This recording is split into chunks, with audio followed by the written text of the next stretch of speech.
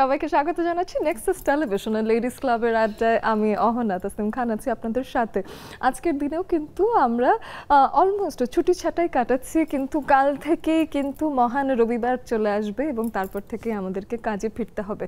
তাই একেবারে মন খুলে ভালোভাবে আড্ডা দেওয়ার জন্য এই তো সুযোগ। আপনারাও চলে আসুন লেডিস ক্লাবে। আমাদের স্ক্রিনে সবসময় এই 1 ঘন্টার আড্ডার এই আয়োজনে আপনাদের জন্য জুমের আইডি এবং পাসওয়ার্ড মাঝে মাঝেই দেওয়া থাকে। যখন তখন আপনারা সেই নম্বরটা টুকে নিয়ে পাসওয়ার্ডটা জেনে নিয়ে আমাদের সাথে হয়ে যেতে পারেন যুক্ত।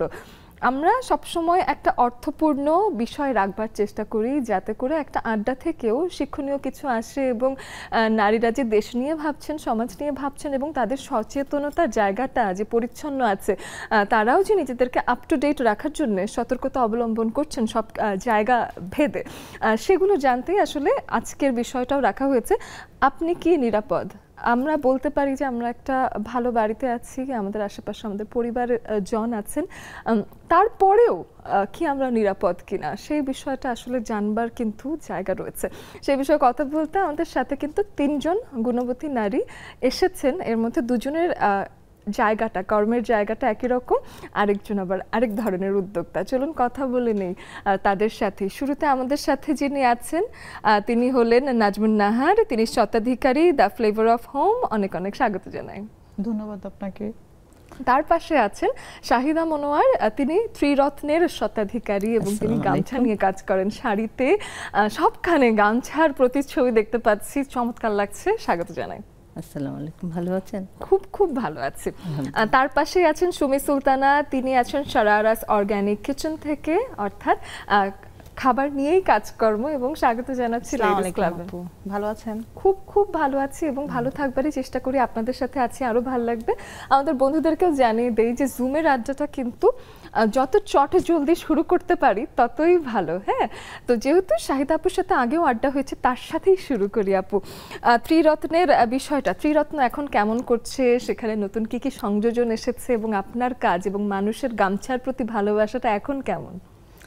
আলহামদুলিল্লাহ, ধন্যবাদ তোমাকে। তোমার সাথে আমার আগেও অনুষ্ঠান করেছি। আমার ত্রিরত্ন ভালো চলছে। আমি গামছা নিয়ে কাজ করছি 5 বছর ধরে। আর এমনিতে ত্রিরত্ন আমার 2007 সাল থেকে বনশ্রীতে আমার একটা বুটিক শপ আছে। মানে অলমোস্ট 19 বছর হয়ে গেছে, কিন্তু গামছাটা নিয়ে কাজ করছি 5 বছর ধরে। তা এখন আলহামদুলিল্লাহ আমার বাংলাদেশ থেকে বাইরে আমার অর্ডার বেশি আসছে। হ্যাঁ, ওরা খুব পছন্দ করছে আমার জিনিসটা। আমি যদিও থেকে ডেলিগেশন টিম হয়ে অনেক দেশে গিয়েছি, তো ওইখান থেকে আমার প্রচুর আলহামদুলিল্লাহ আমার অর্ডার আসে, আমার দেশেও আছে। তো আমি গামছাটাকে নিয়ে আরও বাড়াতে চাচ্ছি। আগে যেমন শাড়ি, কুর্তি এগুলি করতাম, এখন মানে ঘরের আসবাবপত্র এগুলোর মধ্যে আমি গামছার ছোঁয়া আনছি। আলহামদুলিল্লাহ খুব ভালো চলছে। বাহ, চমৎকার। কিন্তু আমার কাছে এই কনসেপ্টটাই খুব অসাধারণ লাগে এবং আমি বুঝতে পারি কেন আমাদের দেশের মানুষের থেকেও বাইরের যারা আছেন প্রবাস জীবনে তারা কেন গামছা মিস করছেন। কারণ ওখানে কিন্তু গামছার প্রচলনটা তেমন নয়, বরং তোয়ালেই বেশি ব্যবহৃত হয়। তো সেই ক্ষেত্রে গামছা যেমন কম দেখা যায়, প্লাস গামছাতে কিন্তু অনেক রঙের বৈচিত্র্য। সেটা যে কাপড় হিসেবে নিজের দেশের ঐতিহ্যকে তুলে ধরতে নিজের গায়েও জড়ানো যায়, এটা খুব চমৎকার একটা আইডিয়া, যেটা ইদানিং আরও জনপ্রিয় হয়ে উঠেছে। অনেক ধন্যবাদ, আপনি এই বিষয় নিয়ে কাজ করেন সেজন্য। নাজমুন নাহার আপুর কাছে আসতে চাই। দি ফ্লেভার অফ হোম নামটাই কেমন যেন একটা ঘরোয়া, খুব মনে হচ্ছে যে একটা মানুষ বাইরে গিয়ে খাবারটা পাবেন না, বরং হাতে তৈরি, ঘরে তৈরি খাবার। তো এই ভাবনাটা কবে আসলো? এই ভাবনাটা আসলো 2020-এ। আমি এর আগেও ফুড নিয়ে কাজ করেছি। পড়াশোনার পাশাপাশি মানে খাদ্যটা, ফুড নিয়ে কাজ করাটা আমার একটা শখ ছিল। তো সেইটা থেকে আমি যখন 2020-এ যখন জবটা ছেড়ে দিই, তখন এই চিন্তা করলাম যে কি করব, আমি মানে কিছু একটা করা উচিত। এবং বাড়িতে কি সব বাচ্চারা শুধু খাবারের প্রশংসা করে, তাই না? সেটা তো করেই, তাছাড়া আমার বিভিন্ন ট্রেনিংও করা আছে। আমি লেভেল 1, লেভেল 3ও কমপ্লিট করেছি। তো তারপরে থেকে আর কি চিন্তা আসলো যে না, আমার শখের যে জিনিসটা ছিল সেটাকে আমি একটু কাজে লাগাই। তারপর 2020-এ তো কোভিড চলে আসলো। তো 2020-এর জুলাই থেকে আমার মিনিমাম 5 বছর হবে আমার উদ্যোগের বয়স, এবং আমি সব ধরনের খাবারই আমার এখানে আছে। শুধু আমি প্রি অর্ডার বেজে কাজ করি। আচ্ছা, খাবারের বিষয় মনে হয় প্রি অর্ডারে ভালো হয়, যে আগে থেকে জেনে রাখলে এটা ভালো হয়, কারণ হচ্ছে খাবার তো পচনশীল। তো সেই ক্ষেত্রে প্রি অর্ডারটা করলে, কাজ করলে হয় কি আমাদের জন্য অনেক সুবিধা হয়, কারণ আমরা তো ক্ষুদ্র উদ্যোক্তা। আর এখনো অনলাইন বেজেই কাজ করছি, তবে প্ল্যান আছে ভবিষ্যতে একটা কিছু করার। সামনে আরো অনেক কিছু আসবে, এটাই আমাদের শুভকামনা থাকবে। সুমি আপুর কাছে আসতে চাই, সারারাস অর্গানিক কিচেন। আগে সারারার গল্পটা শুনি, তারপর অর্গানিক কিচেন কোথা থেকে হলো সেটা শুনি। এটা আসলে আমার 3টা বেবি। আচ্ছা, ওদের 3 জনের ফার্স্ট ওয়ার্ড দিয়ে আমার কিচেনটা ওপেন করা। ও তাই ভালো। আমি আরো ভাবছিলাম যে 3টা বেবি একজনের নাম দিয়ে যদি হতো, বাকি 2 জন বলতো কেন আমার নামে কেন। হ্যাঁ, দ্যাটস ওয়াই এই নামটা আসলে ওদের 3 অনেকেই বলে যে একটু লেন্দি নামটা, কিন্তু আমি আসলে শুরু করেছি 3 বাচ্চার ফার্স্ট ওয়ার্ডটা দিয়ে নামটা আমি সিলেক্ট করেছি। নাম 3 জনের কি কি? শাফিন, রামিসা, আরিশা। বাহ, সুন্দর সুন্দর নাম, খুবই সুন্দর। এখন আমি এসে জানতে চাই যে সারারাস অর্গানিক কিচেন শুরু করার ভাবনাটা কোথা থেকে আসলো? ভাবনা আসলে আপু ছিলই না। আমি আসলে জব করতাম, একটা সরকারি স্কুল অ্যান্ড কলেজে জব করি। 11 বছর কন্টিনিউ করার পরে আপনার কোভিডের সময় স্কুলটা অফ হয়ে যায়। তো তখন আসলে কিচেনটা ওপেন করার চিন্তাটা আসছে আমার এক ফ্রেন্ডের মাধ্যমে। ওর হাজব্যান্ড ঢাকায় ছিল, কোভিডের সময় লকডাউনে আপনার 2 জন 2 জায়গায় আর কি আটকে পড়ে যায়। তো দ্যাটস ওয়াই ও ওই ঢাকার বাইরে থেকেই আমাকে কিছু খাবার অর্ডার করে ওর হাজব্যান্ডকে দেওয়ার জন্য। তখন তো আপনার লকডাউনে রেস্টুরেন্ট সবই তো বন্ধ, মোটামুটি অফিস বন্ধ। তো ভাইয়া খুবই অসুস্থ ছিলেন, বাইরের খাবারও খেতে পারছিলেন না। তো ওর মাধ্যমে আসলে আমি ফার্স্ট ভাইয়াকে খাবার পাঠাই, এবং আমার মনে হয় উনি আমাকে সব জায়গায় সাপোর্ট করেছে না? সাপোর্ট করেছে। উনি ওনার অফিস থেকে শুরু করে সব জায়গায় যখন যে সিক হতো না, উনি কিভাবে যেন আমার নাম্বারটা দিত। প্রথমে আসলে কাজটা আমি সেবামূলক ভাবে নিয়েছিলাম, কিন্তু যখন অর্ডারের এত প্রেসার ছিল তখন আসলে পেজ ওপেন করা, একটা গ্রুপে জয়েন হওয়া, এরপর থেকে আস্তে আস্তে আসলে আমি এটা কন্টিনিউ করেছি। বাহ, খুবই ভালো। খুবই এই বিষয়টাই আসলে নতুন করে একটা জিনিস শুরু করা, এবং চাকরির অঙ্গনে যেটা হয় যে আপনাকে কেউ ডিরেক্ট করছে যে এই কাজটা করতে হবে, এটার বদৌলতে আপনি একটা স্যালারি পাচ্ছেন। কিন্তু যখন ইয়োর ওন বস, কিন্তু এটা মানে করার কোনো মানে প্রি প্ল্যানই ছিল না, একদমই সাডেনলি আমার এই প্রফেশনে আসা। বাহ, খুবই ভালো। আমার কাছে মনে হয় যে নিজে থেকে নিজ উদ্যোগে কিছু করা। আমার 3 জনই উদ্যোক্তা, কারণ নিজেই উদ্যোগ নিয়ে আপনারা নিজেদের জায়গাটা ওপেন করেছেন। তো সেই জায়গা থেকে এখন নিজেরাই যখন নিজেদেরকে কাজে ব্যস্ত রাখছেন, চাকরি জীবনে বেশি পরিশ্রম ছিল নাকি এখন পরিশ্রম বেড়েছে? এখন একটু স্বাধীনতা বেশি আপু। স্বাধীনতা বেশি? হ্যাঁ, যেমন আমরা প্রি অর্ডার বেজে কাজ করি, তো দেখা যাচ্ছে ফ্যামিলিকে টাইম দিতে পারছি, বাচ্চাদের স্কুলে নিয়ে যেতে পারছি, বা আমাদের কোনো প্রোগ্রাম হলে আমি আমার অর্ডারটা কন্টিনিউ করছি না। তো দেখা যাচ্ছে যার চাকরির ক্ষেত্রে যত যাই হোক আমাকে তো সকালে উঠে দৌড়াতেই হবে, তো সেই দৌড়ানোর জায়গাটা একটু কমেছে। এটাই যে বসের জন্য হয়তো সকাল সকাল ঘুম ভাঙে না, কিন্তু নিজের জন্য ঠিকই ঘুম ভেঙে যায়। হ্যাঁ, ধরা কোনো নিয়ম নাই আমাদের। ঠিক আছে, যখন আমাদের মনে হচ্ছে যে আমি এই কাজটা এখন শেষ করে ফেলতে পারতেছি, কিন্তু চাকরিতে তো একটা টাইম, এইটাই যেতে হবে, এতটাই যেতে হবে, এতটাই ব্যাক করতে হবে, ওইটা নাই। নিজের স্বাধীনতাটা অনেক স্বাধীনতা আছে, কিন্তু নিজের ইচ্ছে মতো কাজ করলে হয়তো পরিশ্রমটা কম বোধ হয়। দেখা যাচ্ছে খাটছেন আপনি প্রচুর বেশি, কিন্তু অতখানি গায়ে লাগছে না। এক্স্যাক্টলি তাই, আসলেই তাই। একেবারে। আমি যদি আসি নাজমিন আপুর কাছে, আপনার কাছেও এসে জিজ্ঞেস করি যে এখন আসলে চাকরি জীবন থেকে এসে নিজে যখন ব্যবসায়ী বা উদ্যোক্তা হয়ে উঠলেন, প্রেশারটা কেমন? খুবই শান্তির। আচ্ছা, বাহ। কারণ হচ্ছে ওটা তো একটা টাইম ছিল, 10টা 5টা বা 10টা 6টা 8টা, কোনো মানে সিক বলা বা নিজের কোনো পার্সোনাল কোনো কিছু করা সেটা কিন্তু ছিল না। এখন যেটা হয়েছে আমি নিজের মতো করে কিন্তু পারি। হ্যাঁ, যখন মন চাইলো আমি ঠিক আছে ওয়েট আমি করব, কিন্তু আমি আমার পরিবারকে আগে প্রায়োরিটিটা দিই, দিয়ে দেন তারপরে আমি আমার কাজের দিকে যাই। কারণ আগে দেখি পরিবার, আমার দেখি যে ওখানে আমার কোনো দরকার আছে কিনা, যদি দেখি যে না ঠিক আছে, মানে দুইটাকে আমি এখন ব্যালেন্স করে চলার চেষ্টা করি। আগে কিন্তু যখন জব করছি তখন কিন্তু আমাকে চলে যেতে হচ্ছে, বাচ্চা সিক তারপর আমাকে চলে যেতে হচ্ছে, এখন কিন্তু আর সেটা করতে হচ্ছে না। সেটাও কিন্তু বেশ একটা স্বস্তিরই জায়গা। তাহলে নিজেই নিজের বস হয়ে ওঠা, এটা একটা চমৎকার বিষয়। আমরাও যারা ভাবছি প্রতিনিয়ত যে না আসলে আমাকে দিয়ে আমার চাকরিটা হচ্ছে না, তারা যদি সাহস করে উদ্যোক্তা হয়েও ওঠেন, সেটাও হয়তো একটা ভিন্ন দিকে রূপ নিতে পারে এবং আপনার জীবন বদলানোর একটা গল্প হয়ে উঠতে পারে।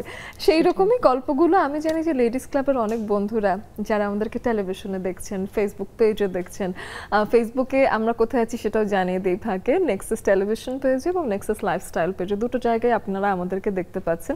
তো সেখানেই দেখা যাচ্ছে যে অনেকেই ভাবছেন যে আমি কি উদ্যোক্তা হব নাকি হব না, একটা ছোট্ট চেষ্টা করে দেখাই যেতে পারে।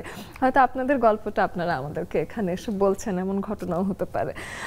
আমি জানতে চাই শাহিদা আপুর কাছে, যে শাহিদা আপু নিরাপত্তার কথাই যেহেতু আজকে আসছে, তো সেই ক্ষেত্রে আমি জানতে চাই যে নতুন করে যখন কাজ শুরু করেছেন তখন ওই যে নিরাপদ বন্ধুর একটা জায়গা বা কাজ শেখার একটা নিরাপদ জায়গা, এই জায়গাগুলো আসলে কিভাবে বাছাই করেছেন বা যখন কাজ করতে গেছেন সবসময় কি নিরাপদ বোধ করেছেন?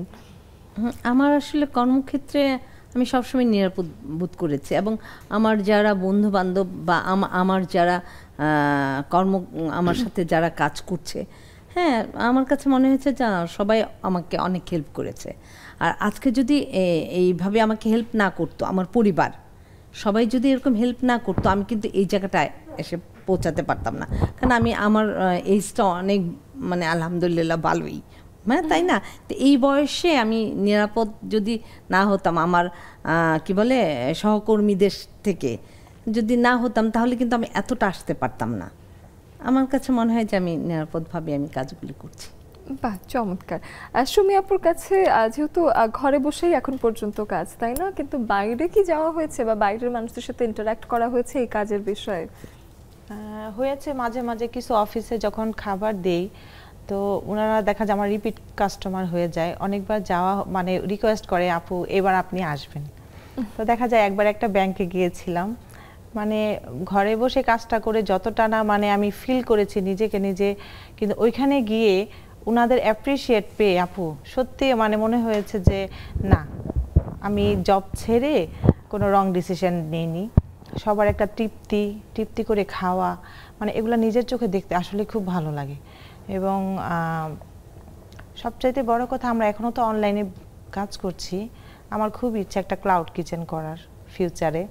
আমার বেবিগুলো আরেকটু বড় হোক, যে আমার কিচেনটাকে আমি আরেকটু বড় করব, ওদেরকে একটু সময় দিতে হয়, তো একটা ক্লাউড কিচেন করার ইচ্ছা, অথবা একটা ছোট রেস্তোরাঁ করার ইচ্ছা, যেন আমি একটু ঘরের বাইরে একটু যেতে পারি আর কি, ওখান থেকে আমি আমার একটা নিজস্ব নিজের কিছু হোক। হ্যাঁ, এখন পর্যন্ত ঘর পর্যন্তই সীমাবদ্ধ, তো আমি চাচ্ছি একটু যেন দেখে এটা আমার কিচেন, আমি এখানে কাজ করছি। অনেকেই বলে আপু বাইরে কোনো আউটলেট নাই, তখন বলতে হয় যে না আসলে নাই, একটু যারা দূরে থাকেন। তো ইচ্ছে আছে। কিন্তু রেস্টুরেন্ট হয়ে গেলে, যেমন এখন রেস্টুরেন্ট করবেন যখন, তখন তো বেশ চমৎকার হবে, কিন্তু তার আগেও আমি কেন যেন অনলাইনে যারা জাস্ট হোমমেড খাবার ঘরে বসে বানান, সেটাতে আমি কেমন যেন একটা আস্থা পাই যে ওনারা ঘরে বসে বানাচ্ছেন, ঘরের খাবার পাচ্ছি। ডেফিনেটলি, মানে আপনি এটুক মানে এনশিওর থাকতে পারেন যারা হোমমেড খাবার নিয়ে কাজ করে, একদম ফ্রেশ খাবারটা আপনাকে দিচ্ছে। তো সেটাই তো, যখন রেস্টুরেন্ট হয়ে যাবে তখন তো আমি ভাববো এটা রেস্টুরেন্টের খাবার। হ্যাঁ, মানে আমি যাই খাচ্ছি ভালো খাচ্ছি, সেটা স্বাদে হয়তো বা তারতম্য হতে পারে, বাট আপনি একটা ভালো জিনিস খাচ্ছেন। যেমন রেস্টুরেন্টে ওই স্বাদ বা ওই যে একটা অ্যাডিকশন যাতে তৈরি হয়ে যায়, সেই ক্ষেত্রে কিছু সিক্রেট ইনগ্রেডিয়েন্ট, কিছু মশলা ব্যবহৃত হয় যেগুলো শর্টকাট হতে পারে, বা MGH জাতীয় মশলা হতে পারে, যেটা কিনা টেস্টিং সল্ট জাতীয় খাবার, যেটা স্বাস্থ্যের জন্য ঝুঁকিকর, কিন্তু তারপরও তারা এটা ব্যবহার করছেন কারণ এটাই ব্যবসার নিয়ম, যে সেটা খেলে মানুষ বারবার খেতে চাইবে। হোমমেড যারা খাবার নিয়ে কাজ করতেছে, আমরা এগুলো করছি না। ওদের হলো পরিধিটা, আসলে এই ব্যবসার পরিধিটা তো একটু কম, যার জন্য করতে হচ্ছে না। আর ব্যবসা দিতে হলে তো আমার পরিধিটা অনেক বাড়াতে হবে, আমাকে কিছুটা ভেজাল করতেই হবে, তা নাহলে আমি তো কাস্টমার করতে আনতে পারবো না। হোমমেড হ্যাঁ সবাইকেই আমি খুশি করাতে পারবো। এই বিষয়ে আসবো আবার, একেবারে বিরতির সময় হয়ে যাচ্ছে, একদম বেশ গুরুগম্ভীরের দিকে আড্ডা কিন্তু মোড় নিচ্ছে। আমরাও এসে কিন্তু আরো নানান বিষয়ে কথা বলবো, কোথাও যাবেন না, আমাদের সঙ্গে থাকুন।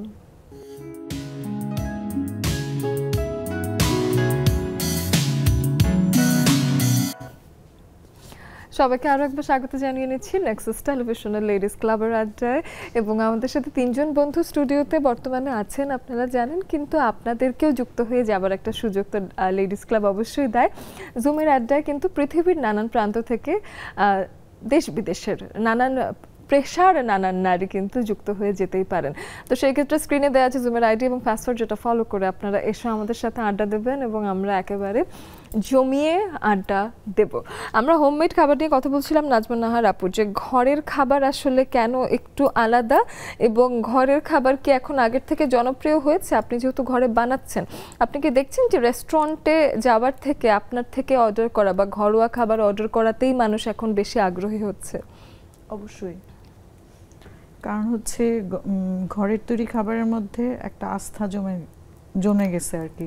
ওই যে এটাও নিরাপত্তার সাথে কিন্তু জড়িত, তাই না? তো এবং হচ্ছে কাস্টমাইজ করে খাবারটা আমরা দিতে পারছি, যে যেভাবে চাচ্ছে তাকে ঠিক সেভাবেই আমরা দিচ্ছি। আবার কারো যদি কোনো মশলায় অ্যালার্জি থাকে আপনি ওটা দিচ্ছেন না, হ্যাঁ সেটাও বলে দিচ্ছে। যার কারণে যখন আমরা প্রি অর্ডারটা নিচ্ছি তখন আমরা জিজ্ঞেস করি যে ঝালটা কিরকম হবে, লবণটা কিরকম হবে, তারপর তেলটা কিরকম হবে। কেউ আবার ঘি দিয়ে যদি চায় সেক্ষেত্রে ঘিটা তখন ইউজ করা হয়। তো এই জিনিসগুলো তো আমরা রেস্টুরেন্টে পাবো না।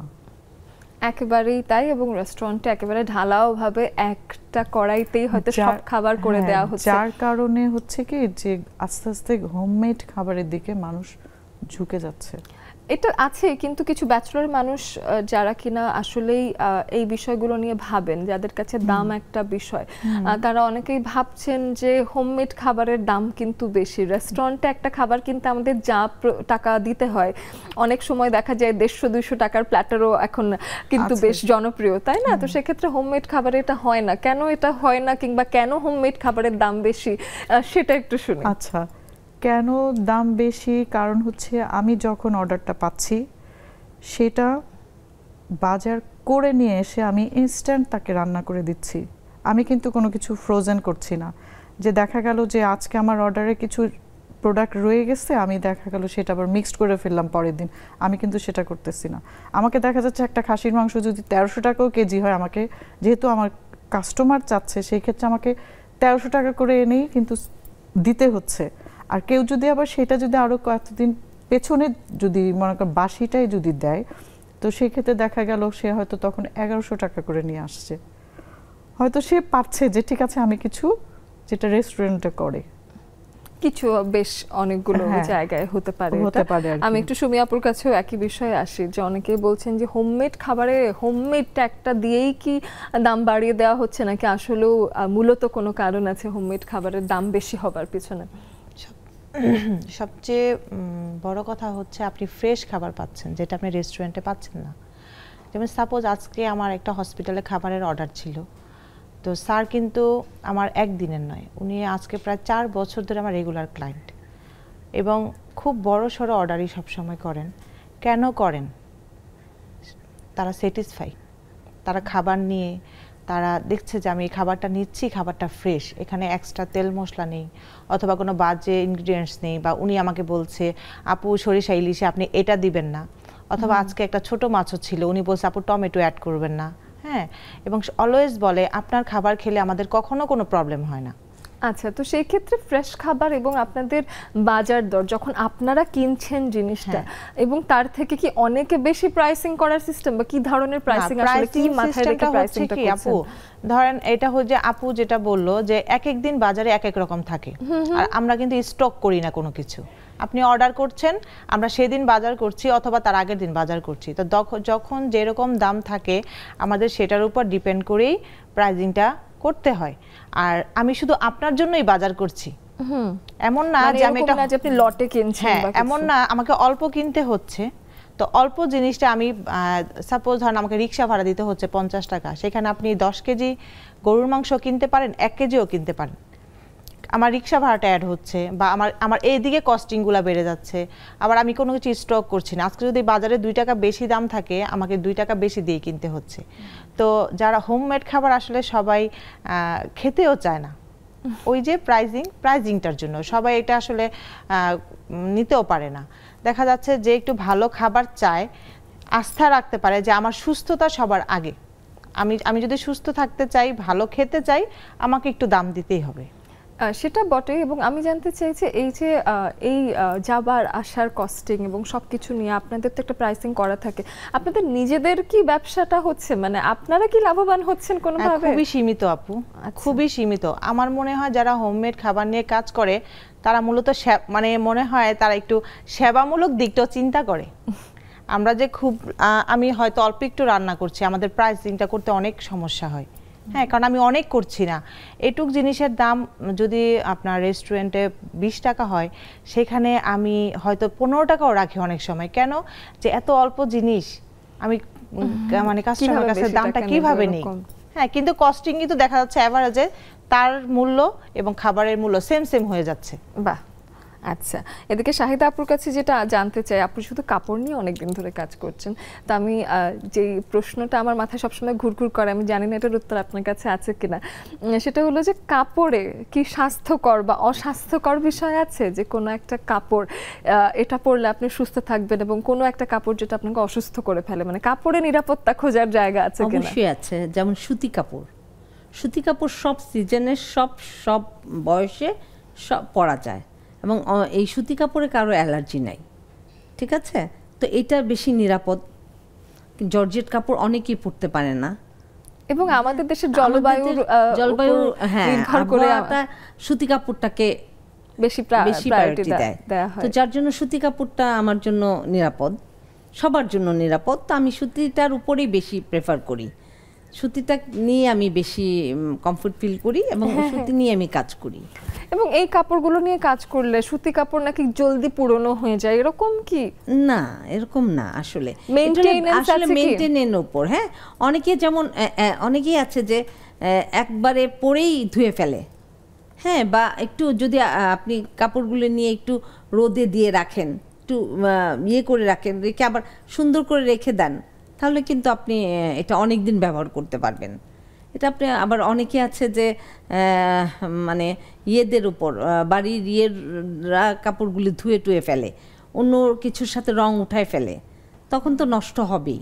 এবং ডাই করা কাপড় নাকি রোদেও দিতে হয় না বেশি। আপনি নিজে যত্ন করে যদি ব্যবহার করেন, যে কোনো জিনিসই আপনার ভালো থাকবে বেশি দিন। বাহ।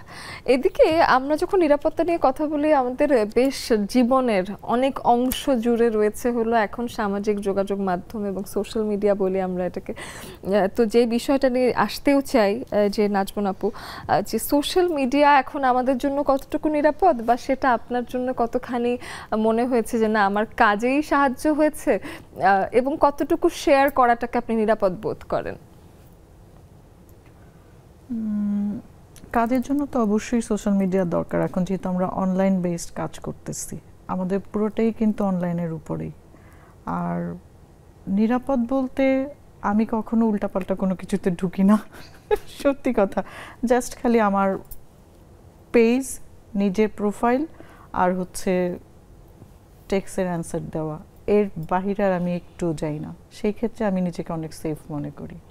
তো সেই ক্ষেত্রে দেখা যায় যে নতুন বন্ধু তৈরি করার জন্য হতে পারে, নতুন বন্ধু তৈরি করার ক্ষেত্রে দেখা যায় আমি খুব যাচাই বাছাই করি। আমি দেখি যে আমি তার প্রোফাইলে ঢুকে আমি আগে চেক করি যে আসলে কি উনি কি ফেক নাকি সত্যি। তারপর যদি দেখি যে না, খুব মানে অনেকের সাথে ভালো আছে সম্পর্ক বা কিছু, এরপরে আমি তখন রিকোয়েস্টটা অ্যাকসেপ্ট করি, তার আগে আমি অ্যাকসেপ্ট করি না। আচ্ছা, তাহলে এই সতর্কতাটুকু আসলে নিজের জন্যও ভীষণ দরকার। সুমি আপুর কাছে আসতে চাই, সোশ্যাল মিডিয়ার নিরাপত্তা নিয়ে জানতে চাই যে নিজেকে নিরাপদ বোধ করেন সেখানে? আমি ব্যক্তিগতভাবে নিরাপদ, কারণ আপু আমার মনে হয় সব কিছুরই ভালো পজিটিভ এবং নেগেটিভ দিক আছে। আমাকে ভাবতে হবে বা আমাকে বুঝতে হবে যে আমি আসলে কোন দিকটা যাব, তাই না? তো আমাদের যে কাজ অনলাইন ভিত্তিক কাজ, দেখা যায় অনেকের সাথে আমাদেরকে কথা বলতে হয় অথবা টেক্সটের অ্যান্সার করতে হয়। কাস্টমার যখন কথা বলে ওভার দ্য ফোনে কথা বলে আমাদেরকে অর্ডারগুলো বুঝাই দিতে চায়, ওই সময় দেখা যায় আমাদেরও একটু বুঝে শুনে কথা বলতে হয় যে সবাই তো একরকম হয় না, আমরা তো মানুষ, সবাই একরকম হয় না। তো একটু টেকনিক্যালি একটু অ্যাভয়েড করাটা শিখতে হয়। আমার মনে হয় আমি কিভাবে নিজেকে রিপ্রেজেন্ট করব, এটা একটা বড় বিষয়। আমার সামনের মানুষ আমাকে কোন দৃষ্টিতে দেখছে। তো কাজের জন্য যেহেতু এই প্ল্যাটফর্মে আমাদেরকে থাকতে হয়, এটা ছাড়া তো মানে সারাক্ষণই আমরা 24 আওয়ার্স আমরা সোশ্যাল মিডিয়াতে আসছি, সারাক্ষণ। হয়তো বলবে রাত 2টা 3টা দেশের বাইরে থেকে টেক্সট করছে, আপু খাবার লাগবে। তো যেহেতু সারাক্ষণ থাকি এখানে, আমাদের একটু পা ফেলতে হয় খুবই সাবধানে আপু, খুবই সাবধানে পা ফেলতে হয়। তো একটু বুঝে শুনে চললে আমার মনে হয় নিজেকে সেফ রাখা খুব বেশি কঠিন কিছু না। এবং আপনার সাথে তো এই পর্যন্ত কোনো সোশ্যাল মিডিয়া থেকে অপ্রীতিকর কিছু হয়নি? অপ্রীতিকর কিছু হয়নি, কিন্তু চেষ্টা থাকে, চেষ্টা তো থাকে আপু, সেই চেষ্টাটাই মানে আমরা অত দূর মানে আগাতে দেই না, ওইখানেই স্টপ। আচ্ছা, শাহিদা আপুর সোশ্যাল মিডিয়ার ব্যবহার নিয়ে একটু শুনি, এবং নিরাপত্তা কেমন? যেমন আমার কাছে মনে হয় কি যে এইসব জায়গাগুলিতে অনেকটা নিরাপদ হয় না। যেমন আমি বলি, যেমন আমাদের যেমন অনলাইনে যখন আমরা আমাদের সবাই যার যার, আমি তো ড্রেস নিয়ে কাজ করি, তো আমার ওই পণ্যটা ছবি দেখাতে হয়, তখন অনেক কাজে বাজে কমেন্ট আসে, ঠিক আছে। আবার যখন আমাকে অর্ডার করে তখন আজে বাজে মেসেজ লেখে অর্ডার না দিয়ে। তো ওই জায়গাগুলিতে আমার মনে হয় যে একটু নিরাপত্তার অভাব আছে, তাই না? এবং ওই যে যখন আপনি একটু নতুন কনসেপ্ট নিয়ে কাজ করলেন, যেমন আপনার এই শাড়িটার ছবি দিলেই কপি হয়ে যাবে, হ্যাঁ হয়ে যাবে। হ্যাঁ, তো এই জিনিসগুলি আমার কাছে মনে হয় যে, এবং এগুলো থামানোর খুব একটা মনে হয় বেশি পথ নেই, তাই না? হয় না, তো আমরা এইভাবে ম্যানেজ করে নিই, এভাবে আমরা ম্যানেজ করি। এদিকে আমাদের জুমে কিন্তু বেশ কিছু মানুষ চলে এসেছে। নাহিদা নেলি আপু আছেন, নাজিয়া আপু অনেক দিন পর এসেছেন, ফাহিমা আপু আছেন। নাজিয়া আপু গুড মর্নিং। আমি জানি যে ওখানে এখন সকাল, এবং নাজিয়া আপু অনেকদিন পরে আপনাকে পেলাম। নিরাপত্তা নিয়েই যেহেতু আজকে কথা বলছি, সেই বিষয়েও আসি, সাথে ঈদের শুভেচ্ছা আপনাকে। তোমাকেও ঈদের শুভেচ্ছা অহনা, আর স্টুডিওর আপাদেরকেও, আর জুমের আপাদেরকে তো অলওয়েজ ঈদের শুভেচ্ছা। আর নিরাপত্তা, এটা অনলাইনে ইদানিং আমি তো মনে করি আগের থেকে একটু নিরাপদ, অনেক ফায়ারওয়াল তৈরি করছে সবগুলো প্ল্যাটফর্ম। আমার মনে হচ্ছে যে এখন মনে হয় আগের থেকে একটু বেটার। আগে তো কোনো ফায়ারওয়াল ছিল না, অনেক কিছু ট্রানজাকশনের কোনো, আমি জানি যে আপনারা ব্যবসা করছেন, ট্রানজাকশনের কোনো এই যে স্ক্রিনশট নেওয়াগুলো, অনেক ব্যাপারগুলো অ্যাড হয়েছে না, অনেক ফিচার্স অ্যাড হয়েছে। আমার কাছে মনে হয় নিরাপত্তা আগের থেকে বেটার।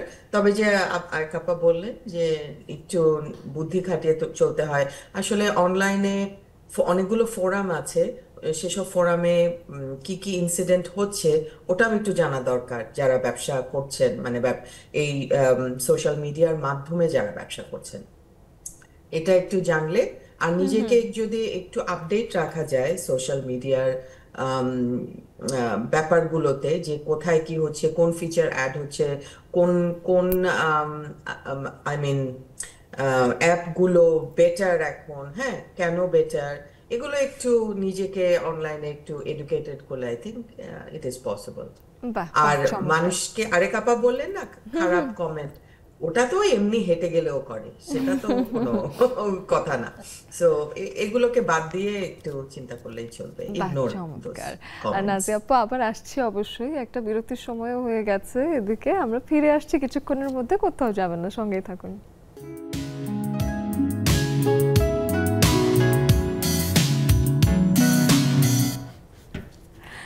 সোশ্যাল মিডিয়ার যে ব্যবহার, সেই ব্যবহারটা নিয়েই যখন কথা বলছিলাম তখন কিন্তু নানান জায়গা থেকে আরও কিছু নিরাপত্তার প্রশ্ন এসে যায়। শুধু সোশ্যাল মিডিয়াতেই ওটিপি আছে তা না, এবং সেখানের ফায়ারওয়াল না হয় আমাকে প্রোটেক্ট করছে। বিভিন্ন মাধ্যম যেমন ফেসবুক, হোয়াটসঅ্যাপ, ইউটিউব, এই জায়গাগুলোতে যেমন একটা নিরাপত্তার একটা প্রসিডিওর আছে, বা একটা জিমেইল বা একটা ইয়াহু অ্যাকাউন্ট ইউজ করার আগে কিন্তু নিজের ভেরিফিকেশনটা এখন এনশিওর করা যায়।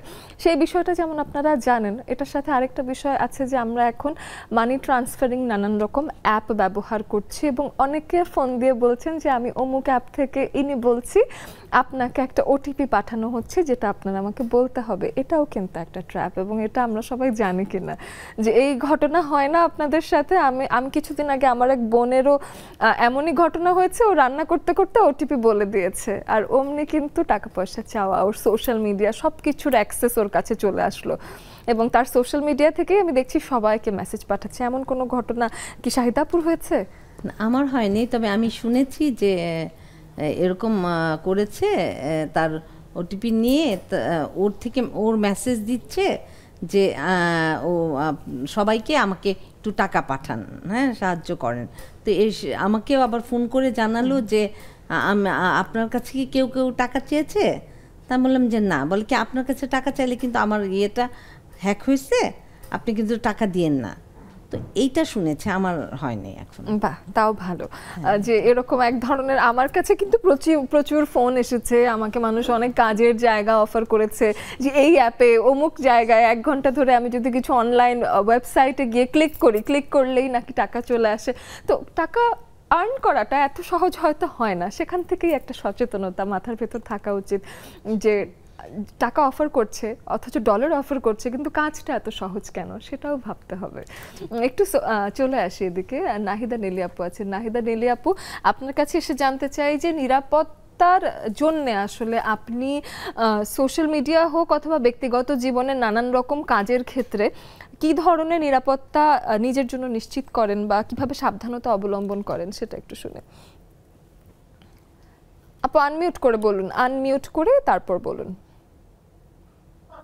আসসালামু আলাইকুম সবাইকে, শুভ সন্ধ্যা।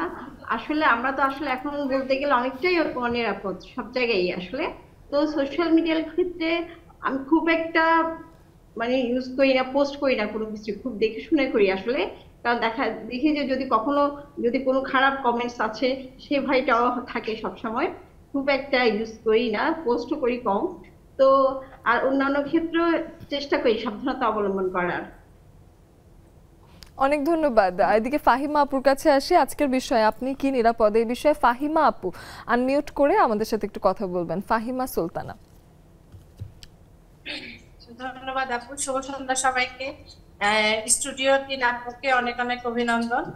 আসলে আমরা যারা অনলাইনে কাজ করছি, আমাদের আসলে কাজ করার ক্ষেত্রে আমাদের একটু নিরাপত্তার কথা একটু চিন্তা ভাবনা করতে হয়, যেহেতু আমরা পেজ চালাই বা প্রোফাইল চালাই। আমি আমার প্রোফাইলে যারা ফ্রেন্ড লিস্টে আছে তাদেরকে দেখা যাচ্ছে যে আননোন কোনো পার্সনকে আমি অ্যাড করি না, এবং পেজেও আমি হচ্ছে গিয়ে মানে চেষ্টা করি, যতটা পারি চেষ্টা করি সেফে রাখার জন্য, যাতে আমাকে পেজের দ্বারা কোনো ক্ষতি বা কোনো ডিস্টার্ব না হয়। কারণ আমরা অনলাইনে যেহেতু করি অনেক ফেক আইডি বা ফেক মানুষ আমাদের সাথে কমিউনিকেশন করতে চায়, কিন্তু আমরা যখনই বুঝি ফেক তখন আমরা ওটা অ্যাভয়েড করি। আর যেহেতু সোশ্যাল মিডিয়াতে সোশ্যাল ভাবে আমরা কাজ করছি, যেমন ফেসবুকে বা পেজে কাজ করছি, সেটা আমাদেরকে অনেক সতর্কতা অবলম্বন করতে হয়। আমরা সেই জন্য অনেকে ট্রেনিং দিয়ে থাকি, বিভিন্ন গ্রুপে থাকি, যেটা একটু মনে করি যে আমরা উদ্যোক্তাদের জন্য একটা ভালো গ্রুপ, আমরা সেই গ্রুপগুলোর সাথে অ্যাড হই। যেমন আমরা ওয়ের সাথে ছিলাম, ওয়ে আমাদেরকে অনেকগুলো ট্রেনিং করিয়েছে কিভাবে আমাদের ফেসবুকটা, কিভাবে আমাদের পেজটা আমাদের নিরাপদে রাখা যায়। ওখান থেকে আসলে আমরা অনেক কিছু শিখতে পেরে আমরা আমাদের কাজগুলো সেভাবে নিরাপদভাবে কাজ করার চেষ্টা করছি। এখনো আমরা চাচ্ছি যে বিভিন্ন মানে আপনাদের নেক্সাসের মাধ্যমে চাচ্ছি যে আমরা যারা অনলাইনে কাজ করছি বা উদ্যোক্তা যারা আছি তাদের জন্য যেন সরকার আমাদের জন্য আরো কিছু ট্রেনিং এর ব্যবস্থা করে, যাতে আমরা নারী যারা আছি তারা যেন সেফ ভাবে অনলাইনে কাজ করতে পারি। কারণ এখন ম্যাক্সিমামে হচ্ছে বাংলাদেশে নারী উদ্যোক্তা মানে ঘরে বসে আসলে কেউ অলস জীবন যাপন করছেন না, তারা সবাই কিছু না কিছু করতে চাচ্ছে। এখন যদি সরকার আমাদেরকে এই ব্যাপারটা একটু দেখে বা এই ব্যাপারটা আমাদেরকে সাপোর্ট করে বিভিন্ন ট্রেনিং এর মাধ্যমে, তাহলে আমাদের খুব উপকার হয়।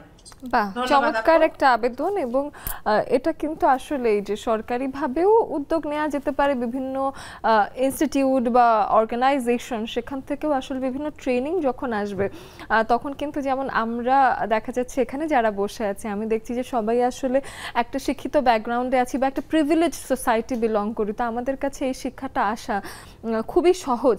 কিন্তু কিছু মানুষ আছেন যারা গ্রাম থেকে উদ্যোক্তা হওয়ার চেষ্টা করছেন, বা এখন কিন্তু সোশ্যাল মিডিয়ার অ্যাক্সেস সবার হাতে আছে। তো সেই ক্ষেত্রে যদি একটা ট্রেনিংয়ের ব্যবস্থা করা হয়, যারা আসলে আনপ্রিভিলেজড একটা সোসাইটি আছে তারাও কিন্তু এই বিষয়গুলো সম্পর্কে সচেতন হবে। না হলে ওনাদের যে এতটুকুন যা কিছু আছেন সেটাও নিয়ে যাওয়ার, সর্বস্ব নিয়ে যাওয়ার একটা ঘটনা ঘটতে পারে এবং ঘটছে প্রচুর। সুমি আপু, আপনার কাছেও এসে জানতে চাই যে এই ওটিপির বিষয়টা বা বিভিন্ন মানি ট্রান্সফারিং অ্যাপের বিষয়টা বা এই ধরনের কোনো অপ্রীতিকর ঘটনা হয়েছে কিনা কখনো? ফোন এসেছে কয়েকবার, সে ট্রেপে আমি পড়িনি। কয়েকবার এরকম ফোন এসেছে বিকাশ থেকে, ব্র্যাক ব্যাংকের নাম করে।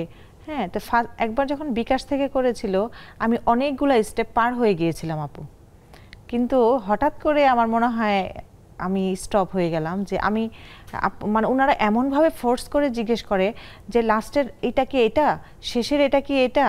তো তখন আমার মনে হলো যে ইটস এ ফেক। তো আমি আসলে তখন আর পিন নাম্বারটাই দিইনি। ব্র্যাক ব্যাংকের নাম করেও একবার করেছিল যে আপনার এটা মেয়াদ শেষ, আমাদেরকে আবার করতে হবে, আপনি আপনার অ্যাকাউন্ট নাম্বারটা বলেন।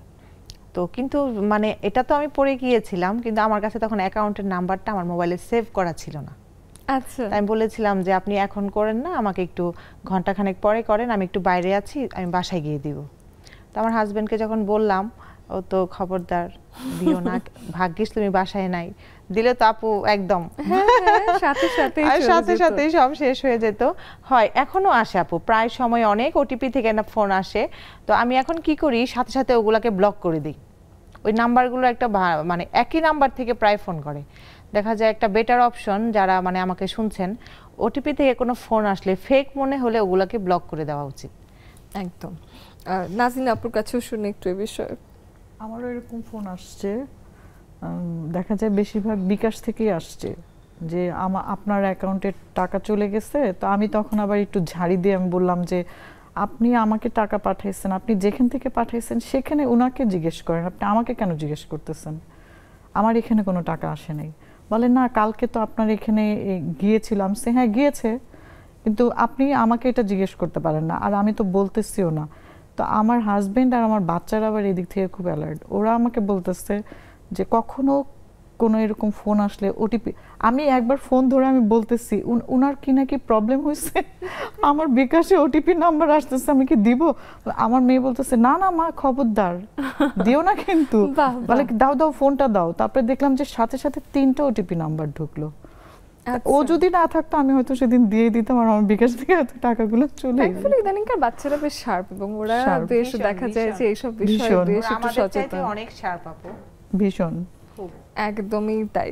আর এদিকে আমি একটু যদি আপনাদের কাছে, যেহেতু রান্নার মানুষ এসেছেন, একটু টিপস না জেনে দিলে কেমন করে হয়? এত মানুষ আছে, তো রান্নাঘরে নানান রকম বিপদে আসলে আমি পড়ি, এটা পুড়ে যায়, ওটাতে লবণ বেশি হয়ে যায়, নানান রকম ঘটনা ঘটে। তো সেই ক্ষেত্রে আপনাদের 2-4টা সিক্রেট টিপস সুমি আপুকে দিয়ে শুরু করি, যে একটা দুটো কিছু একটু শেখান আমাদেরকে। ফোকাসটা শুধু রান্নায় থাকবে, ডানে বামে কোথাও তাকানো যাবে না। এটাই ফার্স্ট টিপস এবং লাস্ট টিপস। এটাই লাস্ট টিপস, এটাই ফার্স্ট এবং এটাই লাস্ট। যেহেতু আমি রান্না করছি, আমার ফোকাসটা রান্নার মধ্যে থাকতে হবে, রান্নার মধ্যে থাকতে হবে। হ্যাঁ। আর কিন্তু কখনো কোনো অ্যাক্সিডেন্ট হলে, যেমন দেখা যায় যে হুট করে হয়তো লবণ বেশি পড়ে গেছে বা হয়তো দুবারও হয়ে গেছে, তো সেই ক্ষেত্রে মাংসে বা কোনো কিছুতে একটু লবণ বেশি পড়ে গেলে কোনো সিস্টেম আছে কমিয়ে আনার বা কিছু? গতকাল আমার বিফে অনেক লবণ হয়ে গিয়েছিল, যতই ভুনা করছি অতই লবণ বাড়ছে। শেষে আমি 2 কাপ গরম পানি ঢেলে দিয়েছি, ঝোল করেছি, ব্যাস লবণ ব্যালেন্স। মানে গতকালের কাহিনী এটা, যে একটু যখন একটু ঝোল অ্যাড করেছি, দেখা গেছে যে লবণটা তখন কিছুটা ব্যালেন্স, আর খাওয়ার সময় একটু লেবু অ্যাড করবেন। আচ্ছা, বাহ, আমার মনে হয় এটা কাজে দিবে। শাহিদ আপু রান্না করেন না? রান্না হ্যাঁ, নিশ্চয়ই রান্না আমি করেন। তো হোম ইকোনমিক্স থেকে পাশ করেছি। হ্যাঁ, আমার মনে হয় আপনারও রান্না খুব ভালো। আমি রান্নায় খুব ভালোই ছিলাম, কিন্তু আমার প্রথম থেকেই শখ ছিল ড্রেসের উপর, এর জন্য এটাতে চলে গেছি। হ্যাঁ, ঠিক আছে, আমার কাছে মনে হয় কি আসলে লবণটা যদি বেশি হয়ে যায় তখন একটু আটা গুলে বড় করে ওই হাঁড়িটার মধ্যে যদি কতক্ষণ রাখা হয় এবং ওইটা উঠায় ফেলা হয়, লবণটা কমে যায়। আচ্ছা, আটার কোনো স্মেল থাকে না ওর না, ভেতরে? কিছু থাকে না, কারণ তুমি এটাকে গুলে ভালো করে শক্ত করে মানে ওই যে খামির বানাই যেটাকে, হ্যাঁ হ্যাঁ, বড় একটা বল বানাই দিয়ে যদি এটার মধ্যে ঢেলে দাও, ও লবণটা নিয়ে নেবে। লবণটা আবার ঠান্ডা যদি পানির বোতলটা ফ্রিজ একদম ডিপের থেকে বের করে ওটার মধ্যে দাও, ওই ইয়েগুলি চলে আসে। যদি এটা হলো হলুদ বেশি হলে, হলুদ যদি বেশি হয় তখন তুমি ঠান্ডা পানির বোতলটা দিয়ে ধরে রাখবা, কতক্ষণ উঠাই ফেললে হলুদটা কমে যায়। বাহ, কতগুলো সুন্দর সুন্দর ব্যাপার জানলাম। এবং আসতে চাই যে নাজমুন আপুর কোনো সিক্রেট টিপস আছে কিনা? সিক্রেট টিপস আমি কোনো প্রশ্ন করব রান্নার বিষয়ে? আমি যদি প্রশ্ন করি সেই ক্ষেত্রে দেখা যায় যে সবজি রান্নার ক্ষেত্রে বা নানান কিছু সর্টে করার ক্ষেত্রে কেউ পুড়িয়ে ফেলছে বেশি, বা কেউ বেশি দেখা যাচ্ছে যে সেদ্ধ হচ্ছে না। তো what is the ideal time? সেদ্ধ হচ্ছে না সবজি? হ্যাঁ, যেমন ভাজি করতে হলে দেখা যাচ্ছে এক একটা সবজি এক এক রকম করে, এদিকে মিক্স ভেজিটেবল একসাথে ভাজতে গেলে কোনোটা কি বেশি কুক হয়ে যায়, কোনোটা কম কুক হয়ে যায়, এরকম কোনো ঘটনা ঘটে কি? সেই ক্ষেত্রে তো আমরা এক একটা সবজি কিন্তু এক এক রকম, যেমন গাজরটা একটু শক্ত, পেঁপেটা কিন্তু আরেক রকম, আবার ওদিকে দেখা যাচ্ছে আলুটা একরকম, আবার ফুলকপিটা একরকম। তো দেখা গেছে আমরা যখন এই কাজগুলা করি আমরা কিন্তু এক একটা টাইম এক এক রকম। যখন আমরা বয়েল করতেছি তখন আমরা সামান্য একটু বেকিং সোডা দিয়ে দিচ্ছি, এটা একটা টিপস। দেখা গেল কি ওই বেকিং সোডাটাতে ফুডের মানে ভেজিটেবলের কালারটাও চেঞ্জ হয় না, এবং খুব শর্ট টাইমে দেখা 2 মিনিট বা 1.5 মিনিট ঊর্ধ্বে 3 মিনিট করে আমি ভেজিটেবলটা উঠাই ফেলি। তাড়াতাড়ি সেদ্ধ হয়ে যায় বেকিং সোডা থেকে? না, ফুড কালারটা চেঞ্জ হবে না, প্লাস হচ্ছে সেদ্ধটাও ভালো হয়। ও আচ্ছা, বাহ, চমৎকার। কিন্তু বেশ কটা টিপস পেয়েছি। এদিকে আমাদের ওবায়দা আপু চলে এসেছেন, ফারহানা নার্গিস আপু চলে এসেছেন, শাহানা আপুকে অনেক কাল পরে দেখছি, এবং এসে গল্প করব অবশ্যই। কোথাও যাবেন না, আমাদের সঙ্গেই থাকুন।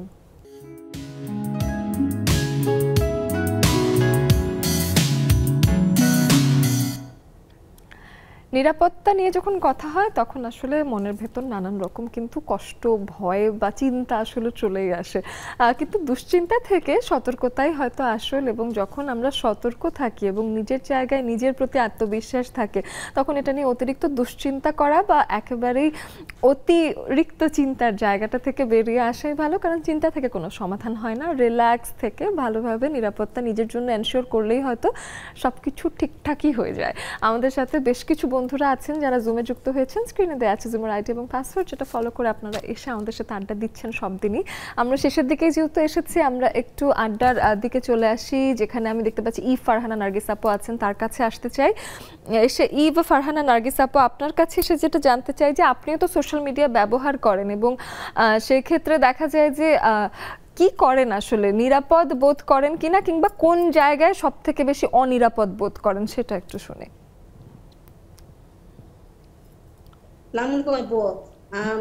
আমি ঠিক প্রশ্নটা বুঝতে পারিনি, আপু আরেকবার বলবেন? আমি জানতে চাইছি যে আপনি এখন এসে সোশ্যাল মিডিয়া ব্যবহার করেন, নানান রকম অ্যাপও নিশ্চয়ই ব্যবহার করেন, ফোন ব্যবহার করেন, তো সেই ক্ষেত্রে কোন জায়গাটা আপনার কাছে সব থেকে বেশি অনিরাপদ মনে হয়, বা কোনো একটা জায়গায় কোনো একটা অসুবিধা হলে আপনার মনে হয় যে না, আমার মনে হচ্ছে না আমার সুরক্ষা নিশ্চিত করা হচ্ছে?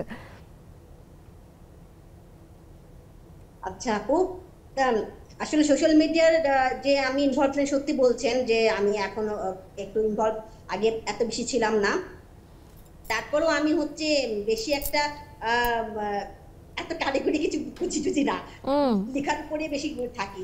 তারপরেও হচ্ছে যদি বলি যে আমরা কেন শুধু ফোন, কেন আমাদের বাসাতেও কিন্তু অনিরাপদ, আমরা সবখানেই অনিরাপদ, পথে ঘাটে ঘরে নিজের বাড়িতে। দেখেন সেদিনকে আমার বাসার টেবিল থেকে আমারই ফ্ল্যাটের একটা মহিলা এসে কনিকবেল টিপসে, আমি ওর সাথে জাস্ট কথা বলছি, কে যে ফাঁকে থেকে আসলো ভিতরে ঢুকে আমার টেবিল থেকে মোবাইলটা নিয়ে টিপে চলে গেল, কি টেরই পেলাম না যে সে দিয়ে চলে গেছে।